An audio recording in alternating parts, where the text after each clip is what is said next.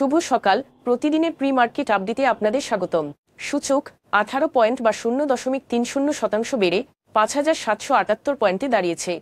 বাজারের লেনদেন ছিল 719 কোটি টাকা, যা আগের দিনের তুলনায় 6.56% বেশি। Bangladesh bank policy rate 50 basis point বাড়িয়ে 9.5% করেছে, যা আজ থেকে কার্যকর হবে। মূলত প্রয়োজনীয় পণ্যের ক্রমবর্ধমান দাম নিয়ন্ত্রণে আনার প্রয়াসে এর বাস্তবায়ন করা হয়েছে।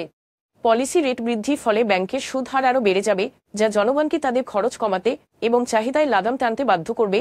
অবশ্য এতে করে পরবর্তীতে মুদ্রাস্ফীতি নিয়ন্ত্রণে আসবে বলে আশা করা হচ্ছে। Bangladesh securities and exchange commission Dhaka এবং চট্টগ্রাম স্টক এক্সচেঞ্জকে ব্রোকারদের সমন্বিত গ্রাহক অ্যাকাউন্ট প্রতিদিন আপডেট করার জন্য একটি ইউনিফাইড অনলাইন প্ল্যাটফর্ম তৈরি করার নির্দেশ দিয়েছে।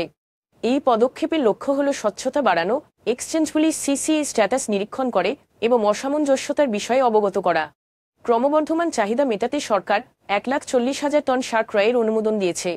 অর্থ ও বাণিজ্য উপদেষ্টা সালেহুদ্দিন আহমেদের সভাপতিত্বে এক বৈঠকে এই সিদ্ধান্ত নেওয়া হয়। সারটি রাশিয়া সহ বিভিন্ন উৎস থেকে আমদানি করা হবে। দেশের চাহিদা মেটাতে শীঘ্রই শিপমেন্ট আসবে। প্যারামাউন্ট ইন্স্যুরেন্সের শেয়ারের দাম হেরফের করার জন্য ক্রিকেটার সাকিব আল হাসান সহ 7 ব্যক্তি ও কোম্পানিকে Bangladesh securities and exchange commission জরিমানা করেছে। বিএসইসির এনফোর্সমেন্ট ডিপার্টমেন্টের তদন্তে সাকিবকে 50 লাখ টাকা জরিমানা করা হয়। এখন এ পর্যন্তই। বিকেলে আবারও আসছি ডেইলি মার্কেট আপডেট নিয়ে। সে পর্যন্ত আমাদের সঙ্গেই থাকুন। ধন্যবাদ।